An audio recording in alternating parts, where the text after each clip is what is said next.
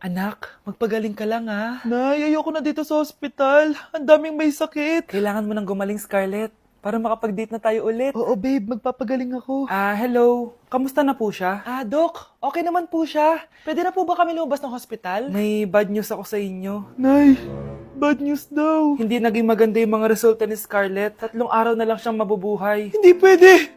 Ayoko! Ha? Mamamatay na ako! Huwag mo sabihin yun, Scarlett. Magpapakasal pa tayo, di ba? Magkakaanak pa tayo, di ba? Hindi ka mamamatay, anak. Gagawan ko ng paraan. Hindi pwede mamatay anak ko. Hindi pwede mamatay anak ko. Tita, una na po muna ako. Gabi na rin po eh. Sige po. Wala na akong choice. Kailangan kong gawin to. Para sa'yo, anak. O anak, kainin mo muna to para gumaling ka na. Sige po, Nay. Sarap. Kain ka lang, anak, ha? Hello. Kamusta siya? Doc, parang lumakas ako ngayon. Talaga, anak? Malakas ka na? May good news ako sa inyo. Naging okay lahat ng results ni Scarlett. Grabe, parang himala. Pwede na kayong lumabas dito sa hospital. Makakalabas na tayo ng hospital, Nay! Oo, anak! Gagawin ko lahat para sa iyo, anak. Sa wakas, nakauwi na din tayo, Nay. Namiss ko tong bahay natin. At dahil dyan, pagluluto kita ng paborito mong ulam, anak, para di ka na magkasakit.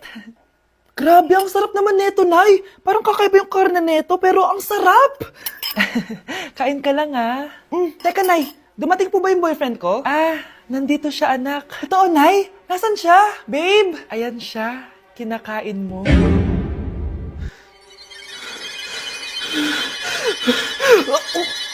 Baby, away tayo. O ano, anak? Puro bebe time na lang? Di ba may exam ka pa bukas? Opo, Nay. Try mo kaya mag-review para di ka puro bagsak. Diyos ko. Sige, Nay. Challenge accepted. Makaka-perfect ako sa exam bukas. Sino nagsabing hindi ko kaya mag-review? Baka Scarlett to. Ba't tumatawag na to? Bakit, Bes? Nag-review ako. May bago akong chika. Importante ba yan? Importante. So, eto na nga. Go, Tess! Spill the tea! Ano nangyari? 1 hour later. Siya. Sige na, Magre-review na talaga ako. Storbo. Saan na ba ako? X, Y... Hala, break na sila. Ano nangyari? 1 hour later. Mag-review na nga ako.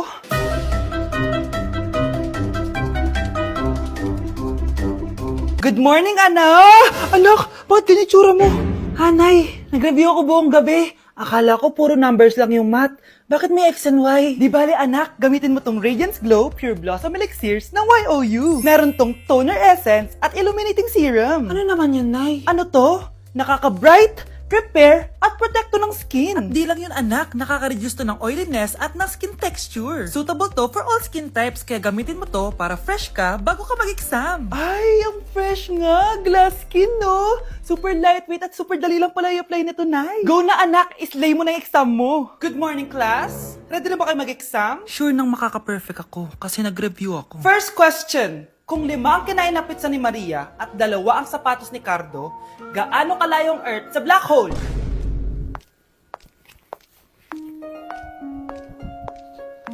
Hindi man lumabas ang mga nireview ko, ang importante, maganda ako. Ang isang 50% po ay mapupunta sa isa niyang anak. Ano?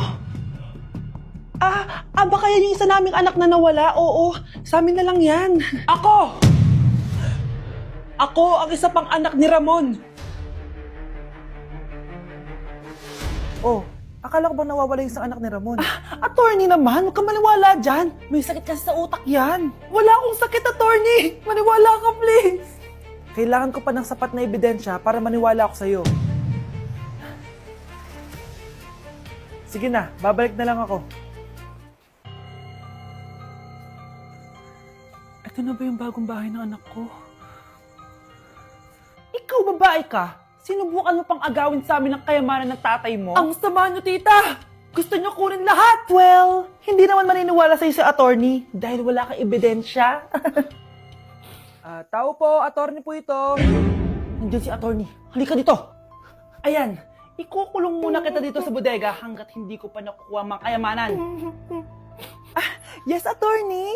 Hawak ko na ang 100% ng kayamanan ni Ramon. Nandito na ang titulo, papeles at cheque ng mga kayamanan niya. Ay! Salamat, attorney, ha? Scarlett, hindi ko na alam kung ano nangyayari sa nanay ko. Pero huwag ka mag-alala. Ako bahala sa'yo. Kailangan na matigil tong pinagagawa ni nanay. Tao po. Sino ka? Ako po yung nanay ni Scarlett, yung anak din ni Ramon. Totoo ba to? Pinagsasabi mong babae ka? Kami lang ang pamilya ni Ramon. Attorney, huwag ka magpaniwala dyan. Peke yan. Hindi to peke. Pwede mo ipacheck to sa attorney. Kaya ilabas mo na siya. Kinulong po ni nanay si Scarlett sa bodega. Ha? Anak?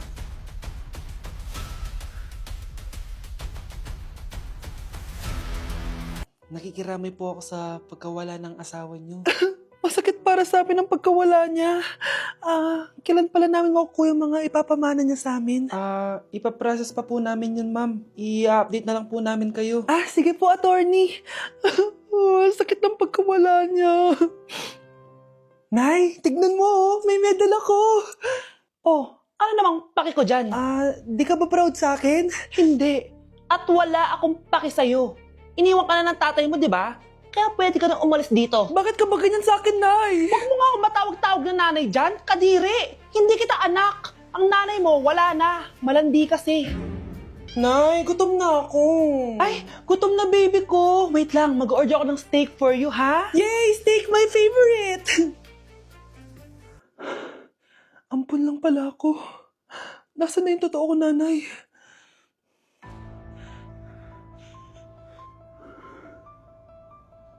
Tulog sila.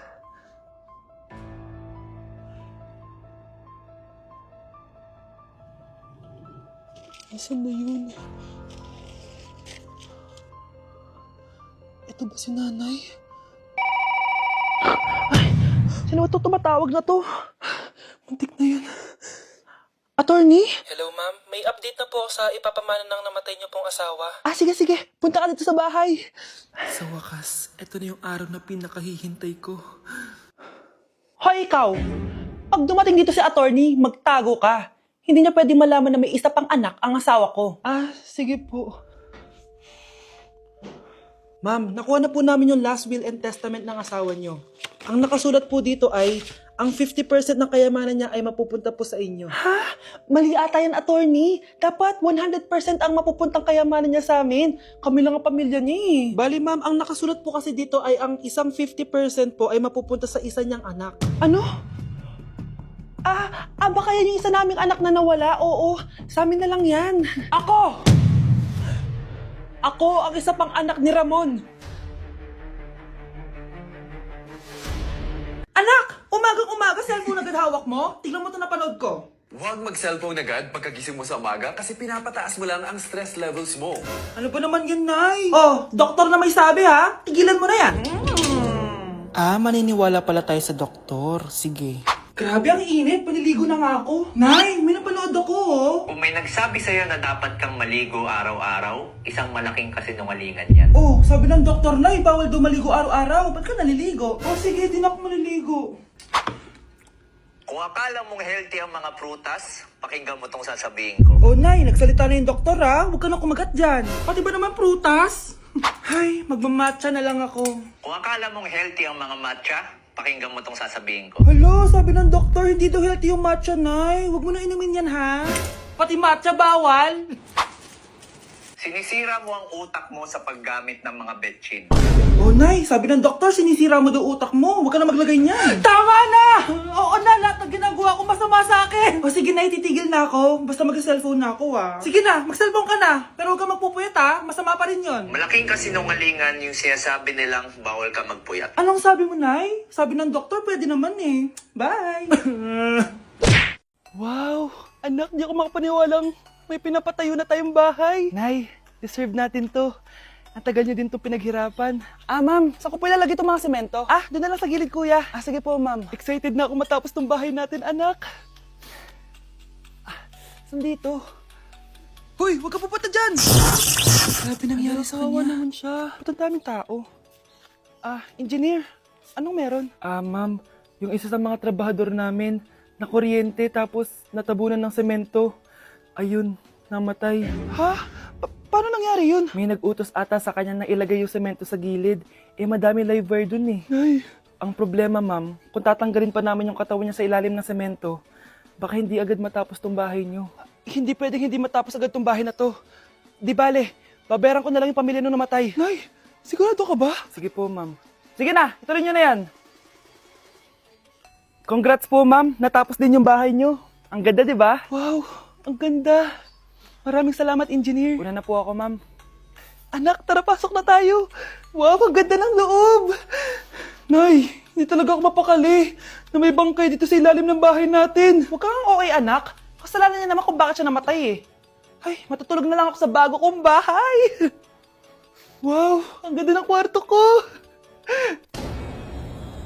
Ano yun? Kasalanan mo kung bakit ako namatay.